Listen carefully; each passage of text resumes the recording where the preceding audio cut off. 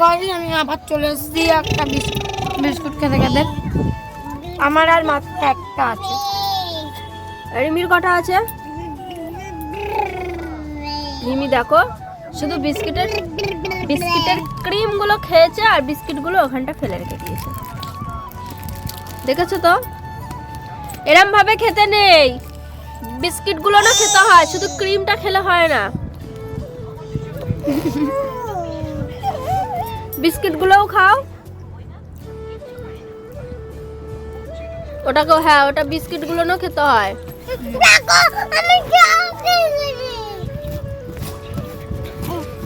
এখন কাড়াকাড়ি চলছে দুই বুনুর মধ্যে। বুনু দিদিরটা নিয়ে নিয়েছে, দিদি দিয়ে গেছে।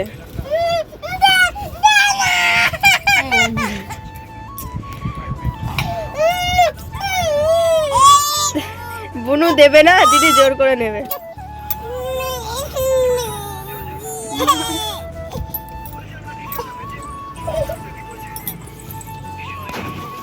বুনুকে একটা দাও, বুনুর হাতে একটা দাও। বুনু এখন ফোনে কথা বলছে কার সাথে।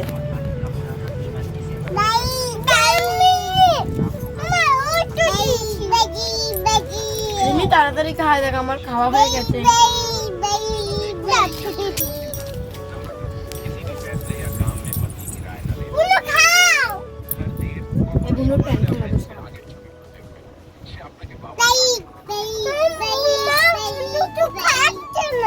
হ্যাঁ বুনু খাচ্ছে না,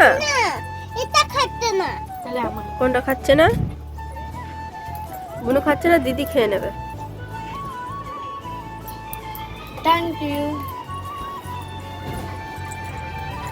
আমি তাবত করতে নেব।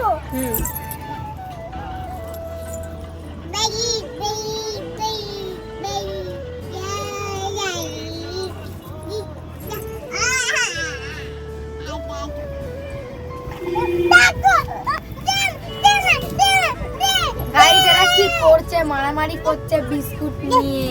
মিমি তো আর একজন ছোট মানুষ হয়ে তাও খেতে শুনে দেখো কি করছে। ও রেগে গিয়ে বাটিটা ছুঁড়ে মারলো।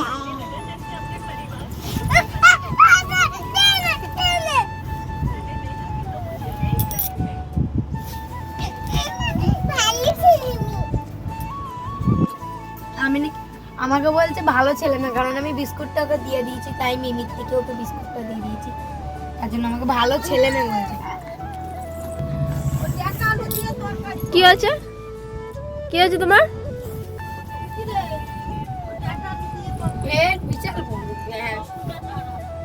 ওইদের রুটি খাওয়া যাবে?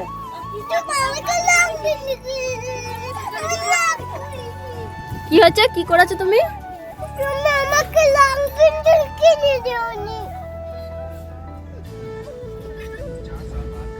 তার জন্য কি তুমি রাগ করেছো? রং পেন্সিল কিনে দেবো, তুমি আঁকতে পারবে তো? হ্যাঁ হালুম আঁকতে পারবে? ঠিক আছে, তাহলে আমি রং পেন্সিল কিনে দেবো। আমি তো নিয়ে নেব রং পেন্সিল কিনে দিলে।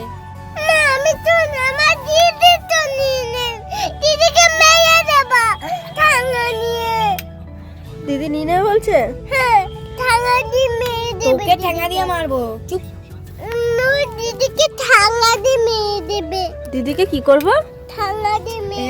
ঠ্যাঙা দিয়ে মারবো? ওরকম পচা কথা বলতে নেই। দিদিকে মারবো কেন? দিদি তোমাকে ভালোবাসে না? বলছে নেবে না, দিদি আরো তোমাকে লং পেন্সিল এনে দেবে।